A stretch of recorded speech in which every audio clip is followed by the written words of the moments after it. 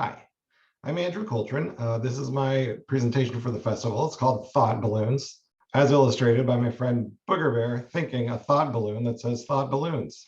Like I said, Andrew Coltrin, also known as Partly Robot. I put that name on some things because I thought it was a funny name. It's also my Twitter handle, and I have a website, partlyrobot.com. If you are curious about anything else I'm up to, I periodically put stuff up there. Anyway, moving on to our next thing. Let me share the next title screen.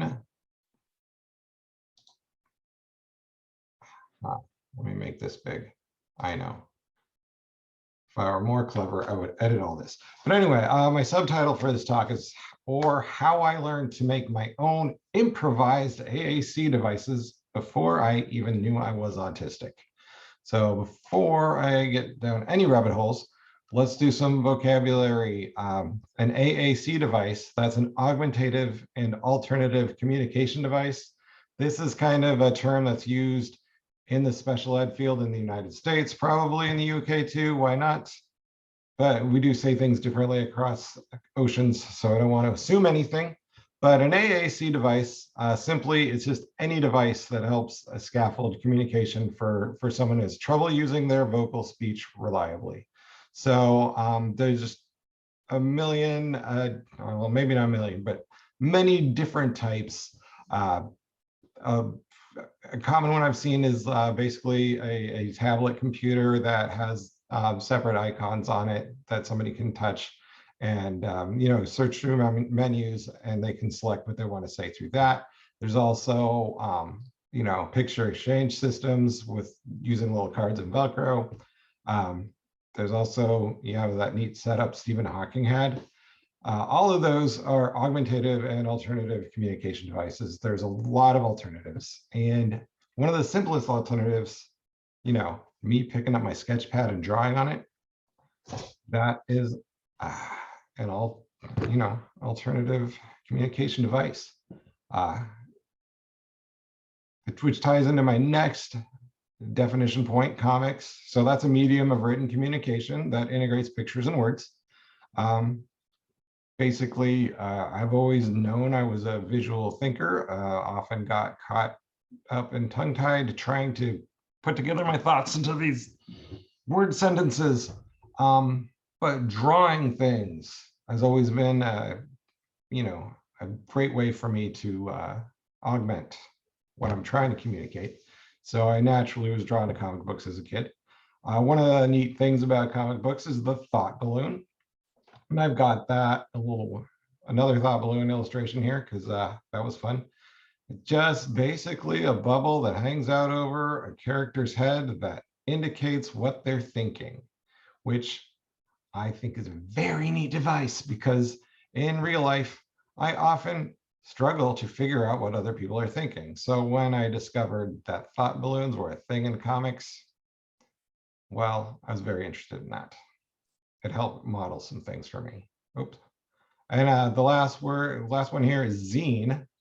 So this is the little publications that I make with a photocopier, and I've traded them around, but it's originally zine was just a shortened form of fanzine, which itself was a shortened form of fan magazine. Basically self-published little booklets by people just wanted to express what they're passionate about. They're often devoted to the author's special interests or their personal life experiences. Marginalized voices really found a welcoming community in the zine world. I mean, really anybody can make a zine. Anybody who feels like they are not heard or not understood can take advantage of the medium and use it to try to help themselves be more understood, which is, basically my terms right there. Here's my outline. It's a real mess because I just can't think this talk through in a straightforward manner. I did some scribbling. I figured out that I realized I was weird in 1984. Didn't get my diagnosis till 2012. Had a lot of trouble in the early 90s figuring things out. there was no Asperger's diagnosis then. So there was no like understanding that, hey, autism might apply to somebody like me, who's very smart and yet can't figure out how to talk to people. So that was, that's this mess. I don't think I need to share that anymore. Let's go back to here. And is my camera blurry? I don't care. Anyway, this here is my zine A is for Asperger's, which I made about 4 years ago, which for me, it was made as an attempt to explain some things that I was beginning to understand about autism. And I used this tool that I had taught myself back in the early 90s, back when comic book nerds were not rich and famous. You know, yes, the Marvel Cinematic Universe was only a thing we could dream of back then. Back then, comic book nerds were legitimate nerds. One of the comic books I really liked when I was younger was Howard the Duck. And if you see the tagline on the top, they're trapped in a world he never made. So Howard the Duck, if you can ignore the movie, that was not terribly good. You can look at this guy who it just doesn't belong in this world. And he's trying to figure it out. He has no choice but to put up with the people around him and try to figure out how to connect to them and how to improve his situation. So naturally, I was drawn to this stuff. And I really liked, well, I just really liked Howard the Duck. I really liked a lot of comic books. A lot of comic books had those similar kind of themes in them about, you know, outsiders and people who are misunderstood. So as I, you know, dived into comic books, other comic book nerds accepted me as one of their own. And, you know, that was one of my early experiences trading comic books with friends. Say, hey, read this. It's a way of giving each other a bit of vocabulary to talk to each other with and about. So later on, when I was having those troubles in college because, well, I was supposed to talk to people, and I constructed a whole life where I figured out ways to not have to talk to anybody at all in high school, for the most part, unless, you know, unless my friend. And I had a few, but didn't talk to adults, didn't talk to teachers. There was a long time where I couldn't even talk to my own dad. And I think, you know, knowing what I know now, that sounds like selective mutism, but who knows? Sometimes I have trouble speaking now, and it's just, it's not all or nothing, it's here or there. But it was very annoying in the fact that, you know, if I wanted to approach somebody not within my, you know, comfort zone, not within my already established friend network, it was very, very difficult to break the ice. I'm, you know, small talk was not my specialty. So I was making comics. I decided that, you know, whatever else I did, I could just draw some comics. I could make my own photocopy thing. This is one of my very early ones that I actually made with my good friend Luke Porter, who I met in high school in an art class. And again, this is a friendship that got its start because he was interested in what I was doing because I was drawing some weird stuff, and then he drew some weird stuff and we joked. And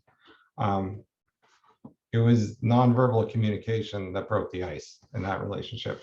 And it led to us collaborating on this goofy little comic book where, you know, I took a community class about how to make these things, and I learned that yes, if you lay your pages out, you can photocopy it. And there's this thing called Fact Sheet 5, where other people have made comics and other strange publications send them in and review them. So this is back in the 90s when, the internet was for a different kind of nerd. It wasn't for the comic book nerds yet because we hadn't found it and we're busy doing other things.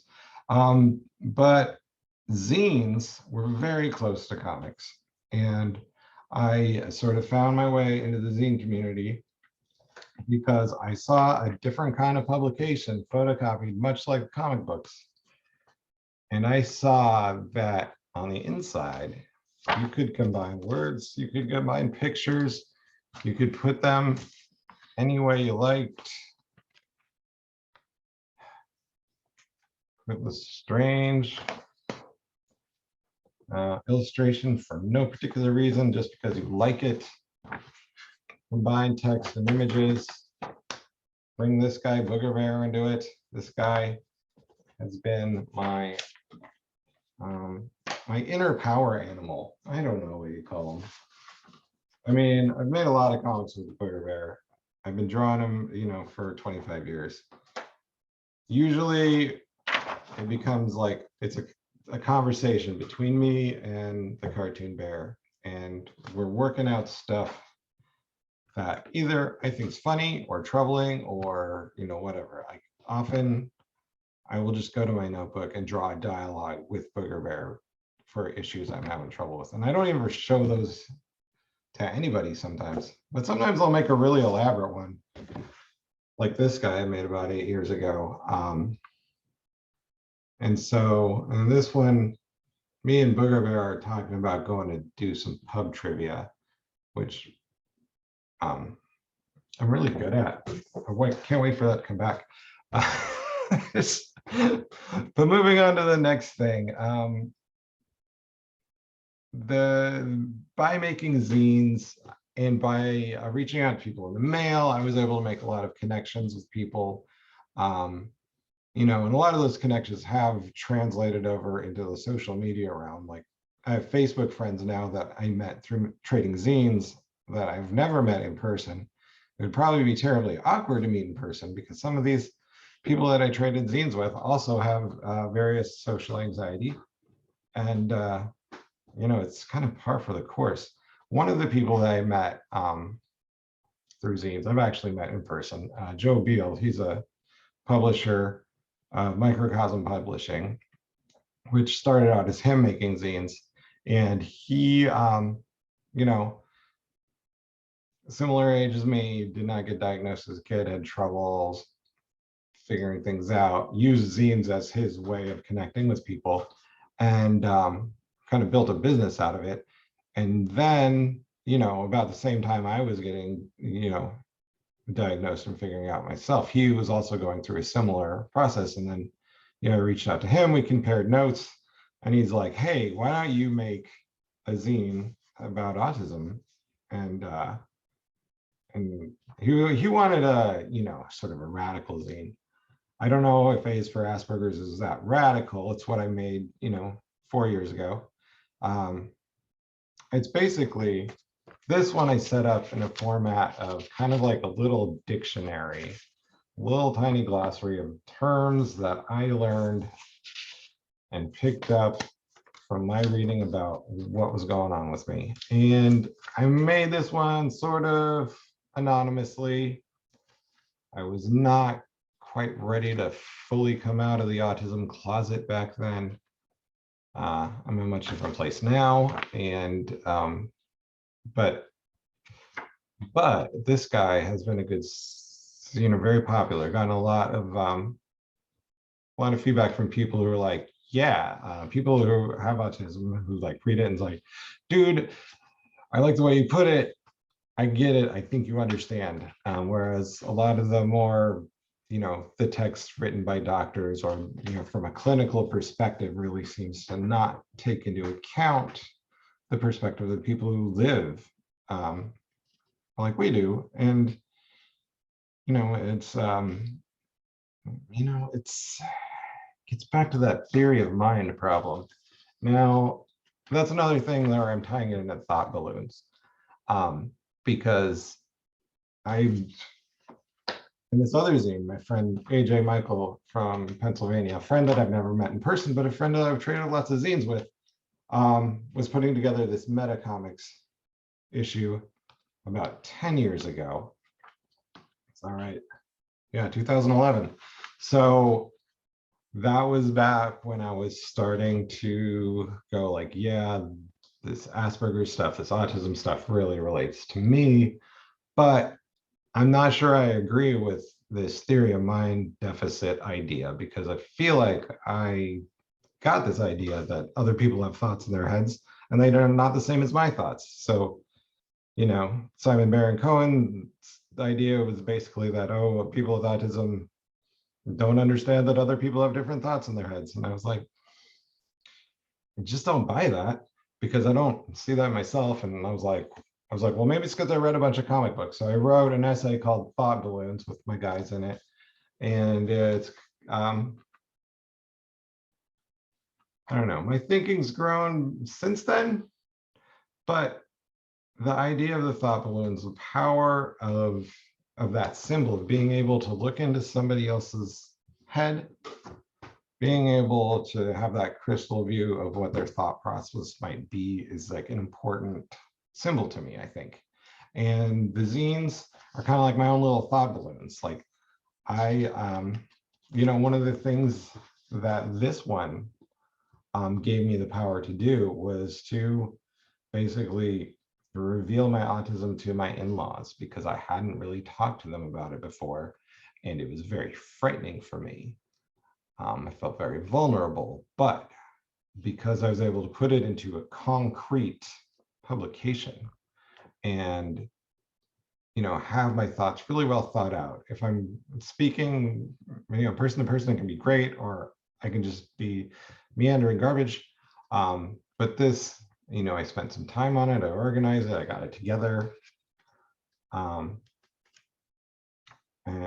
all I get is positive feedback, even though myself, I'm like, oh, I need to change it. As soon as I was done with this, I was like, oh, my thoughts are changing. I'm not sure I even like all the words that are on the cover anymore. I'm not sure, Asperger's is no longer a diagnostic category. It's seen by some as a divisive term. So maybe I don't want to use that term anymore. But that exists, people like it. I still share copies of it. So, but it is time to do a new thing, which I'm going to go back to my slideshow, which hopefully will help me out here. Okay, so yes, my outline is a mess. There's a bunch of the zines that I made. This is for Asperger's back in 2017. But now what I'm working on, the new thing is called A is for Ability, where really I'm trying to take a step away from that whole medical deficit definition of what is autism, what is being disabled. Like, I mean, there's stuff I can't do, but there's a lot of stuff I can do, and I think that's true for a lot of people. And I don't want to, gloss over certain seriously impacted individuals, because there are those, and I've known them in my life. But I also think that if we discount people and label them as disabled and ignore the fact that every single human being in their lifetimes passes through periods of disability. Like, we're all infants who can't do anything at one point in our lives. And we will all be, have moments where, whether it's physical or psychological or, disease related, or just through sheer aging, we will have points where we are not able to do all the things that we are able to do at other times. So rather than single people out for, through a disability model, I'm shooting for a different perspective with A is for Ability, and trying to be more inclusive with any kind of neurodiversity. But my flavor of neurodiversity is autism, so that's what I know best. But I also been able to count among my friends people with all kinds of the alphabet soup of diagnoses. So, so, the more I'm able, to learn more about other basic setups for the human brain, the more I'm able to enjoy who I am and who they are. And I think what I want to wrap this up with is that, anything that you can do that can help you be engaged and able and active, anything that helps bridge those gulfs, like for me, the social anxiety and the communication roadblocks I had were really crippling. And I had workarounds that were crazy and exhausting. But I've learned a lot of tricks. But one of the things that really helped me was being able to make these little guys and send them out and, trade them with other people, make connections that way, and build some interpersonal skills that way, actually, that have paid off. And then you find something really cool. Like this one is a comic book all about the Dvorak keyboard layout. I mean, how you cannot get more, specialized down the rabbit hole of special interest than the Dvorak keyboard. I have not taught myself Dvorak keyboard yet, but it's been on my list for years. Anyway, that's a total random aside. The main thing is, figure out how to communicate who you are, figure out how to feel good about who you are. And if you have to create your own, AAC device, your own way of, augmenting your ability to, speak in the typical channels by, adding illustrations or adding, music or adding dance. I mean, we have the ability to do that, especially now that we've all got these little tiny computers in our pockets. I